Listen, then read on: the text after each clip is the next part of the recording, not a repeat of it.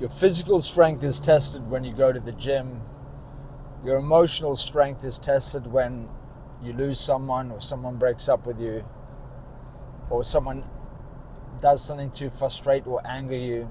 Your mental strength is tested when, well, you're training, but also when you're doing things like fasting. You're doing an extended fast, and you have all these kind of cravings come up. Of course, your mental strength is tested when you go out and you promise yourself you're not going to drink. Your spiritual strength is tested when it most matters. When life is throwing you curveballs or even boulders, and you're being challenged and you don't know whether you're going to make it through. You don't know if you're going to be able to get up off the canvas once again. That's spiritual strength. And it's what I call spiritual fitness. Spiritual fitness is resilient. How resilient are you? And your resilience comes down to your faith. Not religious faith, but faith in meaning, which you can get from religion. Faith in meaning. Having the ability, having the discipline to create positive meanings for everything that you're experiencing in your life and everything that you've gone through and are currently going through. For example, let's say you lost your job or your business is going bust. Low spiritual fitness or low spiritual strength would say, this is happening to me. Why is life so unfair, etc., etc. High resilience, high spiritual strength and fitness would say, okay, there's meaning in everything. I get to choose the meaning. What is the meaning here? Maybe I was meant to be let go of my job, to be free to follow my passion. Maybe this is the best thing that's happened to me by it not happening or by it not working out. Maybe my business going, let's say you go bankrupt or something like that, or I don't know, you close your business for some reason. Spiritual fitness allows you to say, hey, versus, oh, this is the ending of something, maybe this is the beginning of something even better. Maybe that wasn't it. Maybe it's the next thing that is actually going to be the big thing, the thing that truly matters.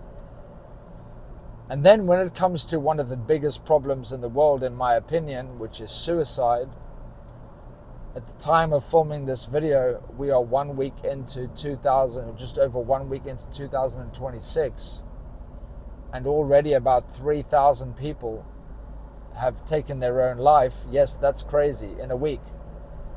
Well, I checked it in a week, and it was 7,000. No, I'm actually, forgive me, maybe it's 2,000 something, and it was 7 days. Sometimes I get confused.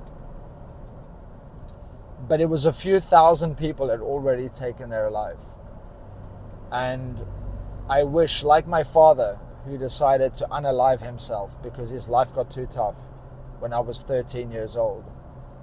I wish my father had spiritual fitness. I wish my father had faith. I wish my father knew and understood, so you could have the consciousness and the responsibility to be able to choose the meaning of everything that he had been through in his life, including his own mother leaving him in an orphanage when he was about 4 years old. When you have faith, you can get through anything. Someone asked me on a live stream the other day, are you Buddhist?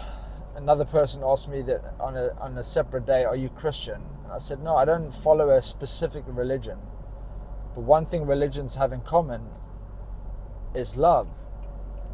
And what all human beings need to survive is love. And specifically, faith in love. If you can have faith and believe in love and believe in good, and that you are good, that people are good, that the world is good, that everyone is just doing their best, including yourself, that gives you faith. And yes, I'm not going to point people into a religion, but everyone needs faith. And if religion is how you find faith, stay there until you find something better. And if you don't have faith, go find it in religion, because you will find it. But the world needs, when you look at over 700,000 people that have taken their life in 2025, approximately the same amount, between 720,000, 740,000, all the way back till 2021, the last 5 years, 2021 to 23, 24, 25, the last 5 years, over 700,000 people a year have chosen to end their life because of whatever reason.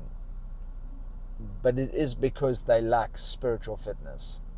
And that's why I've dedicated my life to this. It's not just about helping people not take their life.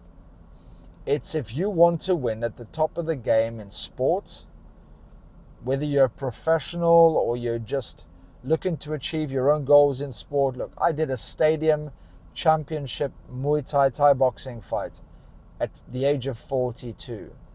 I needed to know how to win my mind, or how to win over my mind, how to beat my negative thoughts, how to beat my emotions. I needed to know how to train my body. I needed to know how to train my spirit, my warrior spirit. This is all spiritual fitness. Whether you are looking to get your first promotion in your job, and you're scared shitless, and fear is running the show, fear is the warden of the prison that you're in and that you can't get out of, because the prison is your mind, and fear is guarding you from getting out of your mind prison. Or whether you are a CEO running a company, and anyone that's qualified in psychology knows that at the top of the game in sport and business, it's very little about strategy. It's about 20% strategy, and it's about 80% psychology. You need to have psychological skills to be able to perform under pressure. And what allows you to perform under pressure in sport is, yes, physical, but also mental. You can have 10 people doing the same qualification in business, having the same experience, and only 2 of them or 1 of them will win. You can have the same people in the same training camp or growing up together, training together, and only 1 or 2 will actually become champions. Yes, it's because genetics as well, but mainly it's because of psychology. Like, if you can't deal with pressure, you're in trouble. How to deal with pressure requires certain ingredients. How to deal with stress, anxiety requires certain ingredients. How to deal with fear, worry,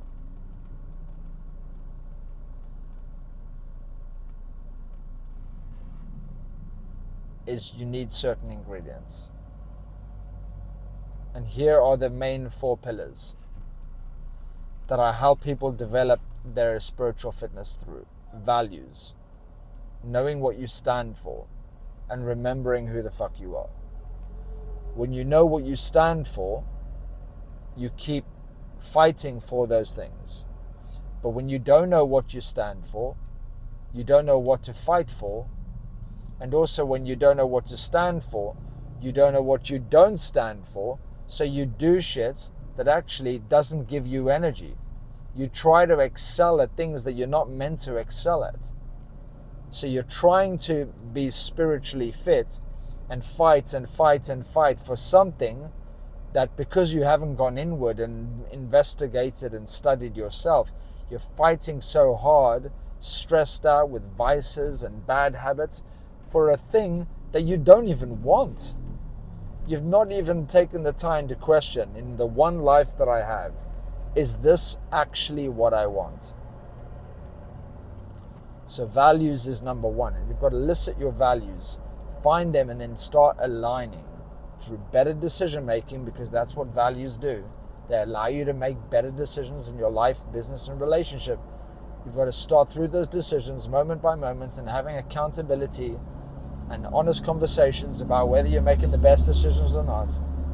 It's to align your business as much as you can, align your relationships as much as you can, align your personal life and your habits and your lifestyle as much as you can to your highest values. When you're living in your highest values, you're a person of your word, you're a person of truth, integrity,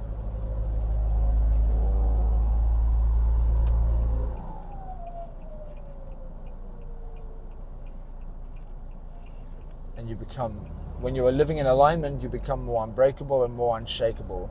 Why? Because you're more aligned. When you're living out of alignment with your truth, i.e. your values, you're weak. When you're living in alignment with what matters to you, you become very spiritually strong because you know who the fuck you are. Number 2 is vision. When you're under pressure, why are you choosing to go back into the arena every day? Why are you choosing to go back to war every day? Why are you choosing to keep fighting every day? What are you trying to achieve? What do you want to move towards? What do you want to create for your family? What's the picture? What's the end result? If you don't know what that is, how are you ever going to inspired? How are you ever going to be inspired to keep fighting? A man or a woman without a vision perishes. Another way to say that is, if you don't have a vision, you are weak. You will be weak. You will not be able to fight. If you look at boxers, the ones that have a vision for their future, something that they told their father before they died, or their mother, or they grew up knowing that they would be the next world champion. When you have a vision, you become spiritually strong, and then you fight from your warrior spirit. But the spirit within you that can fight way harder and longer than the mind and the body. The mind and the body are limited, but the spirit can carry the mind and the body further, deeper, higher. The stronger the spirit, the stronger the man. The stronger the spirit, the stronger the woman. In Muay Thai, another word for spirit is heart.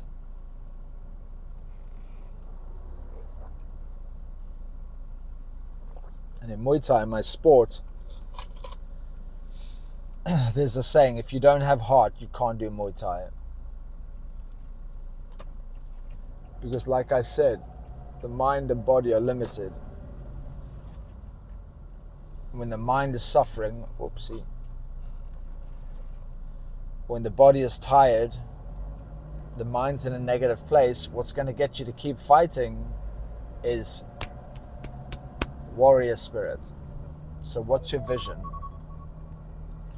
Number 3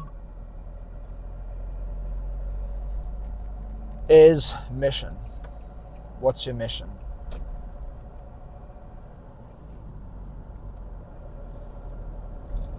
A drive is only a drive. It's meaningless unless you know why you're doing it and where you're going and if you're making progress. The drive, the vehicle, is the mission that you've chosen for your life or your current life.